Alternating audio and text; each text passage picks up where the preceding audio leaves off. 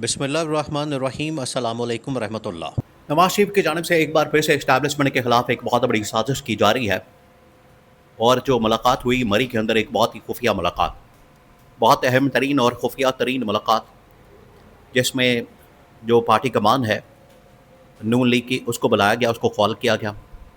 मरियम नवाज़, शहबाज शरीफ, Nawaz Sharif, Isaac डार, हमजा शहबाज और एक दो और लोग जो कि बड़े क्लोज समझे जाते हैं शरीफ ख़ानदान के। असल में ये मुलाकात हुई है शरीफ ख़ानदान की, और ये हफ्ता 10 दिन पहले मुलाकात हुई। उस मुलाकात के अंदर जो मौजूदा गवर्नमेंट को दरपेश चैलेंजेस हैं, मौजूदा हुकूमत को जो इस वक्त चैलेंजेस का सामना है, उसको सामने रखते हुए, और दूसरा ये कि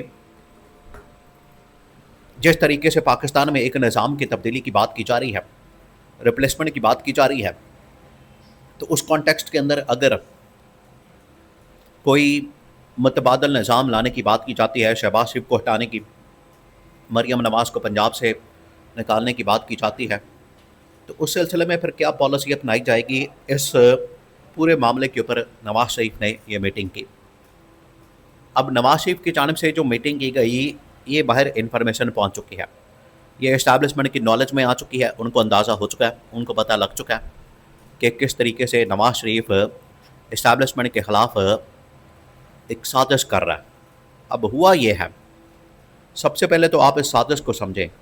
आपको पता है नवाज शरीफ की नेचर में शामिल है, फितरत के अंदर शामिल है कि हमेशा वो इस्टेब्लिशमेंट के ख़िलाफ़ साजिश करता है, इस्टेब्लिशमेंट की पीठ में छुरा घूमता है, और इस्टेब्लिशमेंट के साथ हमेशा इसने, इनका मसला ये है, जब ये हुकूमत में आते हैं तो ये चाहते हैं कि तमाम के तमाम इदारे, तमाम की तमाम शख्सियात इनके मातहत रहकर काम करें, इनके अंडर काम करें, कोई भी इनसे ऊपर ना हो, बालातर ना हो, और ये अंडर रह के काम किया जाए।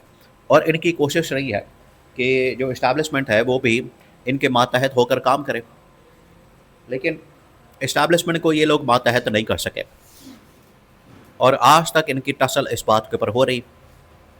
अब नवाज शरीफ को इस बात का शिकवा है, नवाज शरीफ को इस बात का प्रॉब्लम है कि मुझे बुलाया गया था पाकिस्तान में, ये सबज बाग दिखा के मैं पाकिस्तान आता हूँ तो यहाँ पर मुझे प्राइम मिनिस्टरशिप, वजारत उस्मा दी जाएगी, मुझे वजारत उस्मा की कुर्सी के ऊपर बिठाया जाएगा, और वजारत उस्मा की कुर्सी के ऊपर बिठाने का मतलब ये होगा कि मैं फिर ऑल इन ऑल बन जाऊँगा, मेरे पास ताकत आ जाएगी, पावर आ जाएगी, और फिर मैं इस्टेब्लिशमेंट को सबक सिखा सकूँगा। लेकिन नवाज शरीफ को नहीं पता था कि आगे नैले पर तैला होने वाला है, और इस्टेब्लिशमेंट ये प्लान कर चुकी है, इस्टेब्लिशमेंट की जानिब से ये मंसूबा बनाया जा चुका है कि हमने नवाज शरीफ को लाना ही नहीं, उसकी जगह शहबाज शरीफ को लेकर आना। तो नवाज शरीफ के दिल के अंदर असल में वही लावा, वही गुबार, वही गुस्सा दिल में मौजूद है कि मुझे सबस बाग दिखा के धोखा दिया गया, और मेरी जगह शहबाज शरीफ को वज़ीर आज़म बना दिया गया। अब उसने खैर डील करके बीच में से अपनी बेटी के लिए, मरियम नवाज़ के लिए, पंजाब गवर्नमेंट निकाल ली। चले, उसने कहा कि कुछ तो आए। अब शहबाज शरीफ की गवर्नमेंट भी और मरियम नवाज़ की गवर्नमेंट भी ख़तरे में पड़ चुकी है। तो नवाज शरीफ ने वहाँ पर मुलाकात की और उसने कहा आज जो हमें चैलेंज दरपेश है, इसमें हमारे पास सामने दो सूरत हाल, दो सिनारियो हैं। एक तो ये कि हम बिल्कुल डट जाएं, खड़े हो जाएं, थोड़ी सी कारकर्दगी दिखाएं, अपना बयानिया बनाएं और इस्टेब्लिशमेंट को पड़ जाएं। अगर ऐसा नहीं होता तो ठीक है, हमें फिर ये निकाल दें, फारिग कर दें, उसके बाद फिर हम सड़कों पर आ जाएं, फिर वही वोट को इज़्ज़त दो, मुझे क्यों निकाला, सब कुछ किया जाए। ये नवाज शरीफ ने असल में उस मुलाकात के अंदर, मीटिंग के अंदर बात की, जिसका इस्टेब्लिशमेंट को पता चल गया।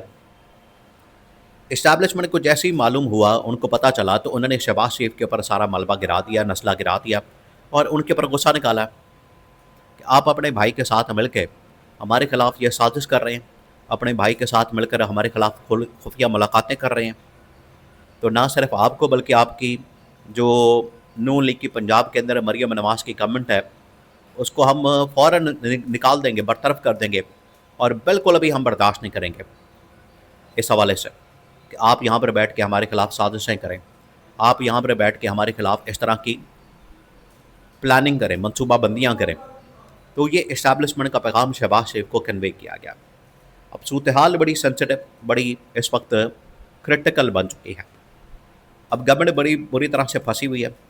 गवर्नमेंट के पास कोई ऑप्शन नहीं, कोई रास्ता नहीं निकलने का। अगर ये यहाँ से निकलना चाहते हैं तो उसके लिए इनको बार बार कहा गया कि फिर आप कारकर्दगी दिखाएं, परफॉर्मेंस दें। परफॉर्मेंस ये लोग दे नहीं सकते, परफॉर्मेंस इनके पास है नहीं। अगर ये परफॉर्मेंस नहीं देते तो ठीक है, फिर इनको कहा गया कि आप घर जाएं। उसी के रद्द अमल में नवाज शरीफ ने यहाँ पर एक शरीफ ख़ानदान की, और आप ज़रा इमेजिन करें इसके अंदर शरीफ ख़ानदान से बाहर कोई आदमी मौजूद नहीं। वहाँ पर नवाज शरीफ था, वहाँ पर शहबाज शरीफ था, इसाक डार था, हमजा शहबाज था, मरियम नवाज थी। तो ये वो तमाम लोग जो कि असल में शरीफ ख़ानदान का हिस्सा और पार्ट समझे जाते हैं। उन्होंने ये सारी जो मुलाकात की उसका मकसद ये था कि हम किसी तरह से इस्टेब्लिशमेंट के ख़िलाफ़ ये प्लान बनाएं, मनसूबा बनाएं। तो ये उनकी जानिब से एक पूरा मनसूबा प्लान बनाया गया। अब आपके सामने सारा मामला आ गया, हकीकत आ गई है। तो इस्टेब्लिशमेंट अब बिल्कुल नहीं छोड़ेगी। जो ये साजिश की गई है, जो ये मनसूबा बनाया गया है, जो ये प्लान किया गया है, उसके बाद इस्टेब्लिशमेंट ने कह दिया कि हमारी तरफ से अब इस मामले के ऊपर बिल्कुल भी ये टॉलरेंस नहीं होगी, क्योंकि इन्होंने जो हमारे ख़िलाफ़ साजिश की है, हमारे ख़िलाफ़ जो मनसूबा बनाया है, इसको बिल्कुल भी टॉलरेट नहीं किया जाएगा। ये उनकी जानिब से पैगाम दे दिया गया। तो ये नवाज शरीफ ने वहाँ पर मुलाकात करके असल में शहबाज शरीफ की गवर्नमेंट को, मरियम नवाज की गवर्नमेंट को फंसवा दिया। पहले जो इनको थोड़ा बहुत टाइम मिल सकता था, जो रिलीफ मिल सकता था, इनको थोड़ी बहुत स्पेस मिल सकती थी, वो स्पेस भी फ़ारग हो गई, वो रिलीफ भी फ़ारग हो गया। वो अब बिल्कुल भी इनको टाइम नहीं मिल सकता, क्योंकि इस्टेब्लिशमेंट को पता चल गया कि अगर ये एक तो कारकर्दगी नहीं दिखाते, परफॉर्मेंस नहीं देते, और दूसरा हमें ये धमकियां देते हैं कि हम इस्टेब्लिशमेंट को पढ़ जाएं और इस्टेब्लिशमेंट के ख़िलाफ़ सड़कों पर आ जाएं। ये इस्टेब्लिशमेंट के लिए एक सबसे अलार्मिंग चीज़ है, सबसे अलार्मिंग।